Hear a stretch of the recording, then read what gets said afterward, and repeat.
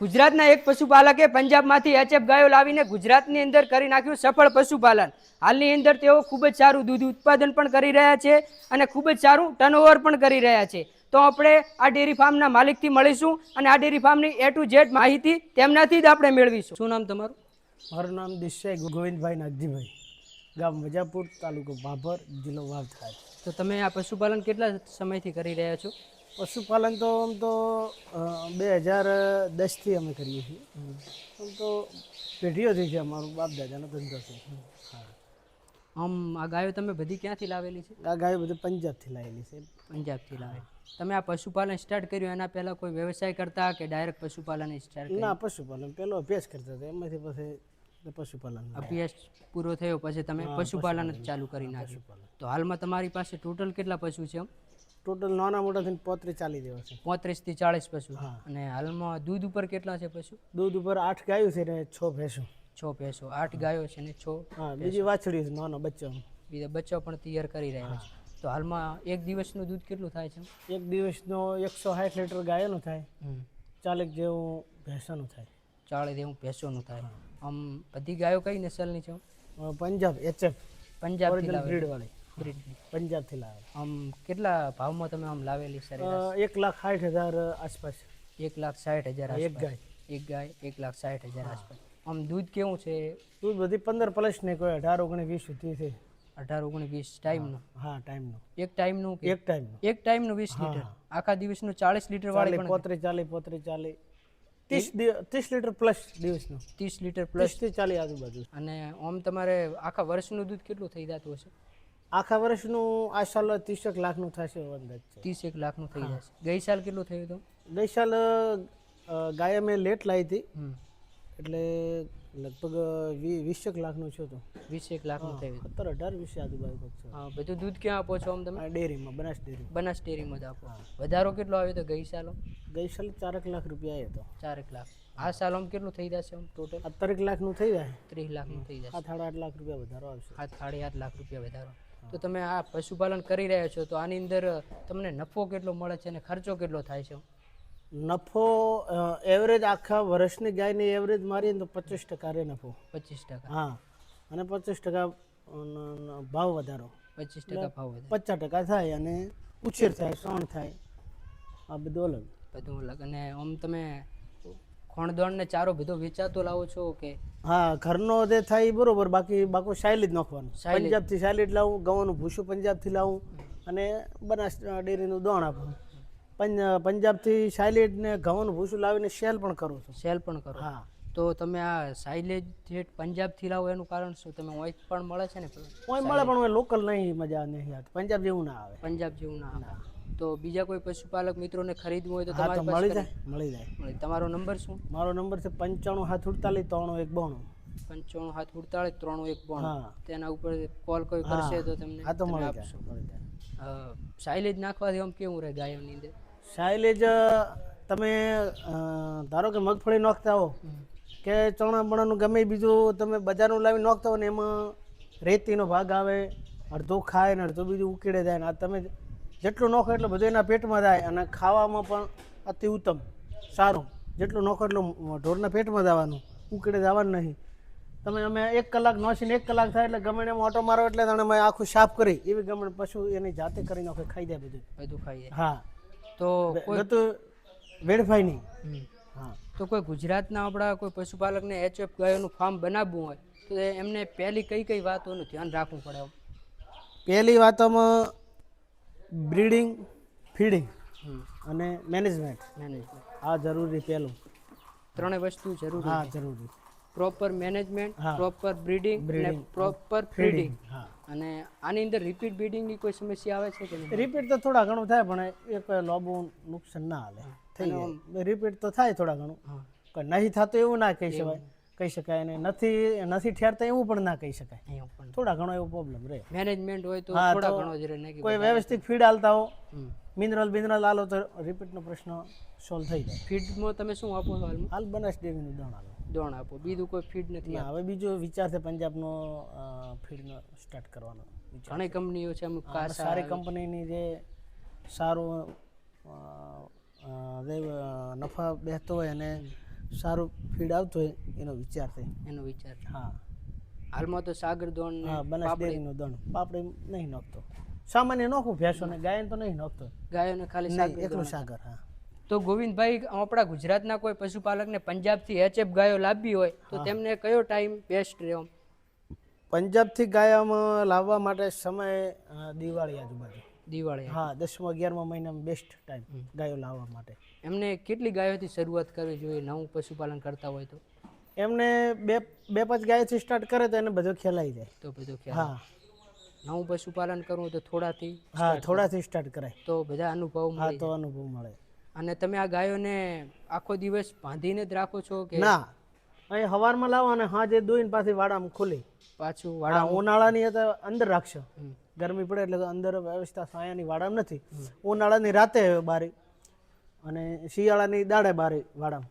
શિયાળાની પાસે. હા ઉનાળામાં દાડે અંદર રહે, રાતે બહાર. શિયાળે દાડે રાતે અંદર રહે. રાતે સવારે લાવવાની દોવાના ટાઈમે હોતી દોઈને ખુલ્લી કરી દેવાની. ખુલ્લી. હવ વાડામાં એનો સોનબણ એના નહીં માટે ભરવાનો. તમે વાડો બનાવ્યો? હા એના માટે વાડો બનાવ્યો છે.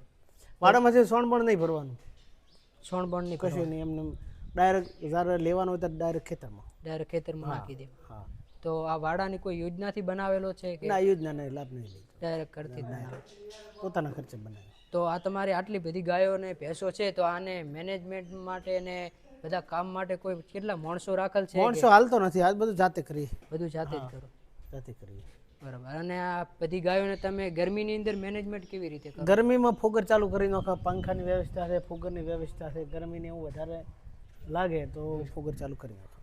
અને આને પાણી માટે, પાણી પીવા માટે કોઈ પાણી માટે ટાંકી છે, ટપ મૂકેલા છે. ટપ મૂકેલા? ખુલ્લો વાડો છે, એમાં ટાંકી બનાવેલી છે, એમાં એની રીતે પીએ રાતે. એની અંદર પણ ટોકું હા ટોકું છે. બરાબર. તો તમારી પાસે આટલી બધી એચએફ ગાયો છે તો તમે આનું મિલ્કિંગ કેવી રીતે કરો છો? મિલ્કિંગ હાથથી ચાલુ ને મશીનથી ચાલુ દોવાનું. હાથથી બંને કરો ચાલુ. છો? હા. મશીનથી? ઓ બે ચાલુ. મશીનથી અમુક લોકો કહેતા પ્રોબ્લેમ આવે, કોઈ ના એવો પ્રોબ્લેમ? કોઈ પ્રોબ્લેમ નથી આવતો. એવો કોઈ પ્રોબ્લેમ નથી આવતો. નથી આવતો. અને તમે આ ગાયો આટલી છે તો આને બ્રીડિંગ ઉપર તમે ધ્યાન આપો? હા બ્રીડિંગ. બ્રીડિંગ કરો? એબીએસ વર્લ્ડવાઇડના ડોઝ કરાવીએ. એબીએસ ના ડોઝ મૂકો? રિપીટ થાય તો એબીએસ વર્લ્ડવાઇડ સિવાય ડોઝ નહીં કરાવવાનો. એના સિવાય બીજો ડોઝ નહીં કરાવવાનો? બ્રીડિંગ તો પહેલું. એનો ડોઝ આમ કેટલામાં આવતો હશે? ડોઝ તો અલગ અલગ કંપનીનો અલગ રહે. અલગ અલગ ભાવનો આવતો? સારો ડોઝ હોય તો મૂળ પૈસા થોડા વધારે પણ થતા હોય. પૈસા તો થવાના જ છે. અને રિપીટ થાય તો પણ બીજી વાર તમે ના તો એ સારો ડોઝ સારો ડોઝ તો સારો જ મુકાવાનો.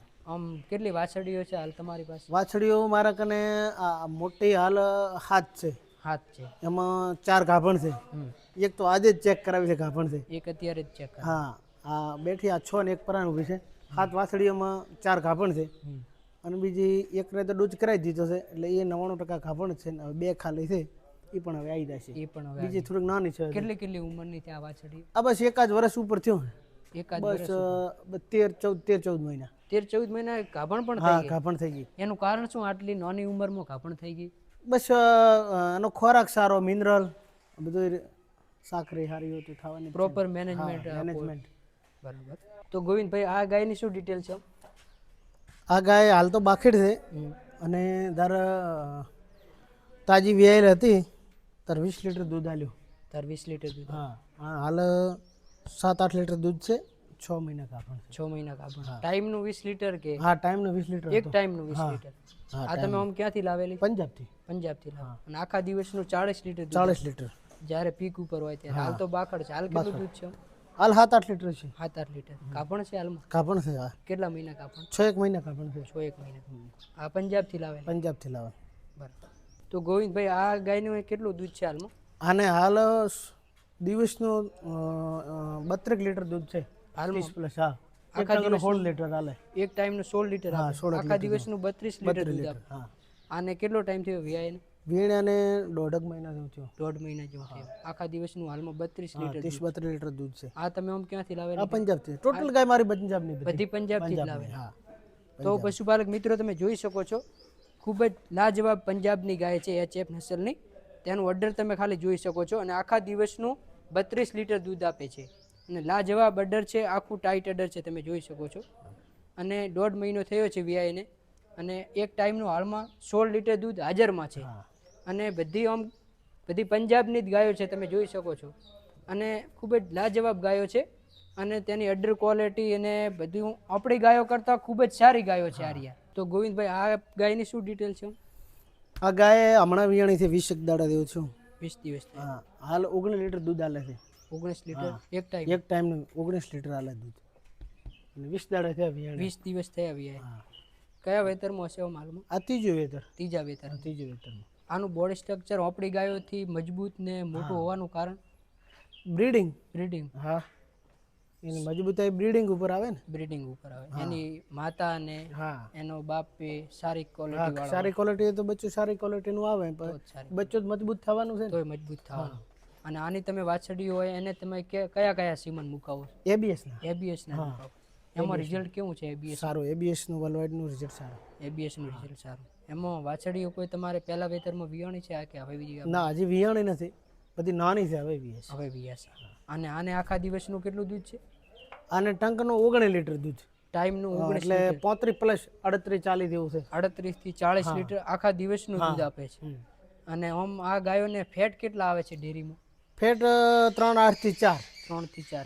3.5 પ્લસ રહે એવરેજ. 3.8 આજુબાજુ એવરેજ. 3 થી પ્લસ રહે. 4 34-35 રૂપિયા લીટર થાય. 34-35 રૂપિયા લીટર છે. હા, બરાબર. તો પશુપાલક મિત્રો તમે જોવો ખાલી કેવું આનું અડર છે અને આખા દિવસનું 38 લીટર દૂધ આપે છે. ખૂબ જ લાજવાબ ગાય છે અને તેનું બોડી સ્ટ્રક્ચર અને તેની લંબાઈ એવું કઈ હોતું નથી કે અડર ફૂલ હોય તો દૂધ આલે. એવું બ્રીડિંગમાં અડર જેટલો નાનો ને તોય દૂધ આલે. તોય દૂધ આપે. હા, અને ફિટ બાવલામાં મસ્ટાઇડનો પ્રોબ્લેમ પણ ઓછો રહે. તો પણ ઓછો. હા, બ્રીડિંગમાં મેન એ વસ્તુ છે કે બાવલું માપનું હોય ને તો પણ દૂધ આલે. તો પણ દૂધ આપે. હા, અમુક જોવા જાય તો કે છે બાવલું નહીં દૂધ નહીં હાલતી, પણ એવું ના હોય. એવું ના હોય. હા, એક આટલું બાવલું હોય તો 20 લીટર હાલતી હોય ને એક આટલું હોય તો એને હાલતી તોય ના હાલતી. હા. મૂળ બ્રીડિંગ ઉપર મહત્વ નથી પણ બ્રીડિંગ નું. હા, બ્રીડિંગ નું મહત્વ છે. મેન નસલ ઉપર જાય. નસલ ઉપર જાય. આપણે એની લોકલ ગાય આટલું દૂધ નહીં આપી ના હાલે. એનો ગમે એટલો ભલે બાવલું આટલું બધું મજબૂત હોય પણ તો દૂધ ના હાલે. તોય દૂધ. આનું બાવલું એકદમ શોર્ટ શોર્ટ. પણ તો દૂધ કાઢે. અને એના કોઈ નવા પશુપાલકને નવું પશુપાલન ચાલુ કરવું હોય તો કઈ ગાયથી સ્ટાર્ટ કરવું જોઈએ તમારા મત? ગાય એચએફ પણ નસલ વાળી. નસલ વાળી. હા, બ્રીડિંગ વાળી. પેલી અહીંથી સારી ગાય કોઈ ખરીદો આપણામાંથી ગુજરાતમાંથી કે પંજાબથી લાવો, પણ અહીંની જે લોકલ ગાય રાખવી 5 એના કરતાં પંજાબની કે સારી નસલની 2 ગાય રાખવી સારી. પંજાબની 2 ગાયો રાખો તો પણ સારું. હા,